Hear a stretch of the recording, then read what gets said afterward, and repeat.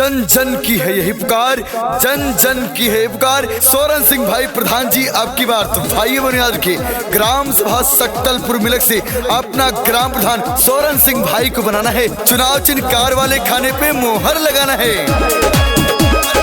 Music by ओमन rock.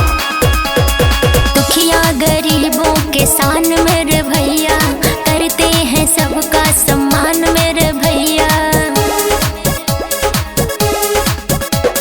दुखिया गरीबों के शान मेरे भैया, करते हैं सबका सम्मान मेरे भैया।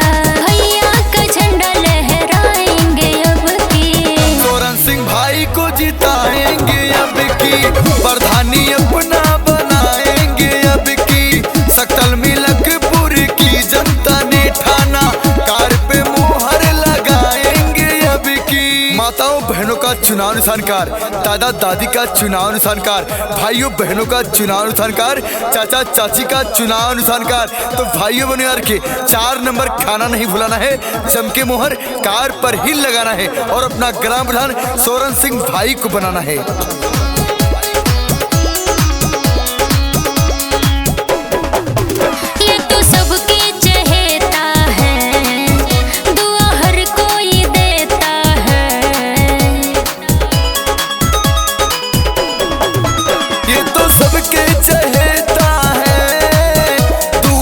कोई देता है, धोखे में किसी के ना आएंगे अब के। सोरन सिंह भाई को जिताएंगे अब की, प्रधानी अपना बनाएंगे अब की। सकतल मिलकपुर की जनता ने ठाना, कार पे मोहर लगाएंगे अब की। मारो मोहर तान की कार के निशान पे। तो भाइयों बहनों भूल मत जाना, अपना मोहर सिर्फ और सिर्फ चुनाव चिन्ह कार पे लगाना, अपना ग्राम प्रधान सोरन सिंह भाई को बनाना। म्यूजिक बाय ओमन रॉक। गाँव गाँव यही नारा लगे, नाम सबको ये प्यारा लगे। गाँव गाँव यही नारा लगे, कार सबको ये प्यारा लगे।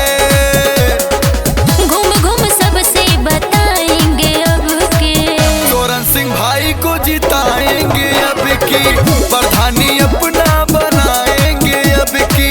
सकतल मिलकपुर की जनता ने ठाना, कार पे मोहर लगाएंगे अब की। चाचा ने ठाना है, चाची ने ठाना है, दादा ने ठाना है, दादी ने ठाना है। इस बार अपना ग्राम प्रधान सोरन सिंह भाई को बनाना है। सकतलपुर मिलक में विकास की गंगा बहाना है। तो भाइयों बहनों यार के 4 नंबर खाना नहीं भुलाना है, चुनाव चिन्ह कार पर मोहर लगाना है।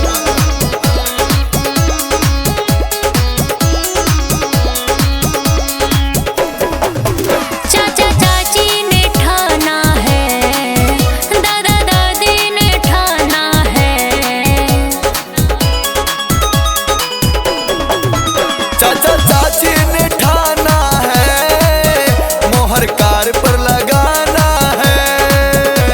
सोचा है बदलाव लाएंगे अब की, सोरन सिंह भाई को जिताएंगे अब की, प्रधानी अपना बनाएंगे अब की। सकतल मिलकपुर की जनता ने ठाना, कार पे मोहर लगाएंगे अब की। दुखिया गरीबों के शान मेरे भैया, करते हैं सबका सम्मान मेरे भैया।